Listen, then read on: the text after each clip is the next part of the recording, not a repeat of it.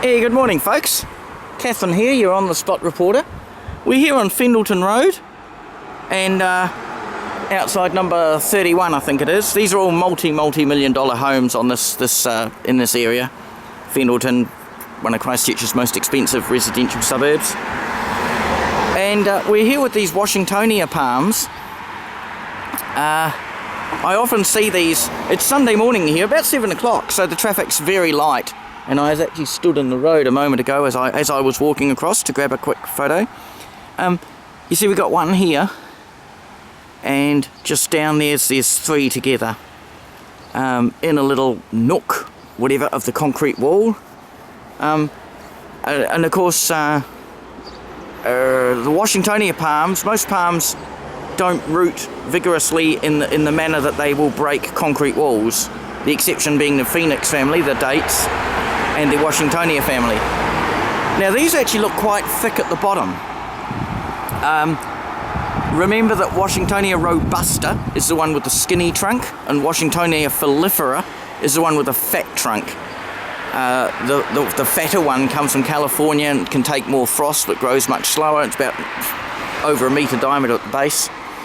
And the skinny one comes from Mexico and it can't take quite as much frost, but it grows at 3 times the speed.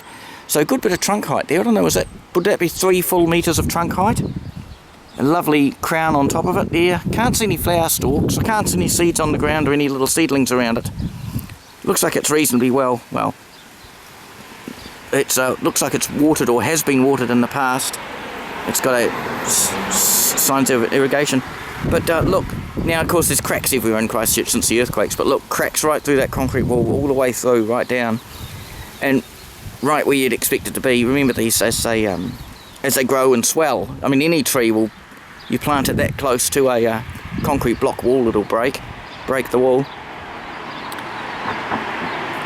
The ones down here, would you call it the border garden, is actually a wedge shape, a triangle shape. So there's maybe a bit more room for the roots to expand without cracking the wall. There's a crack there, a smaller crack there. And it becomes that triangular wedge shape there. So there's another half a metre behind that one for the roots to expand, although see there's a crack down there. I dare say that could well be related to the... But just the size of these at the base. First of all, these are the only ones I know of a good size here in Christchurch now. I think there were some more around by the river, around by the red zone. But as you know, the government took somewhere in the region of 10,000 homes. Some people say 7,000, some say 12, and demolished them and left the land empty simply to create a housing shortage. So that people who already had houses will see their investment grow and everyone else can get knotted. But anyway, so these are the biggest ones I know of in Christchurch, but the tallest. But just looking at their bases, they're quite thick, and I wonder if these are intermediate one, as in a hybrid. When I was in Australia, because they're closely related, the Washingtonia robusta and Washingtonia filifera will hybridise very easily, and indeed most of the ones in the gardens, if they're developing seed, the seed are basically of mixed race, and you end up with a somewhat intermediate one, which is neither a very skinny trunk nor a very fat trunk, but somewhere in between. And I'm wondering if that's the case with these. But anyway, that's my thoughts. Many palms do get a little bit swollen at the base compared to the size of the trunk. The base is a little bit thicker than the rest of it, but yeah, so I'm wondering if these are intermediates, hybrids.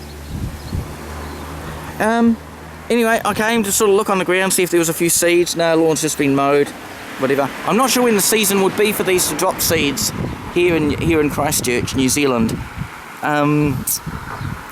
It may be at any time if they happen to develop a seed stalk, because the flowers and seeds may well take, what would mature in a, hang on, now the phone's ringing. So we're going to stop this now, we're going to answer the telephone.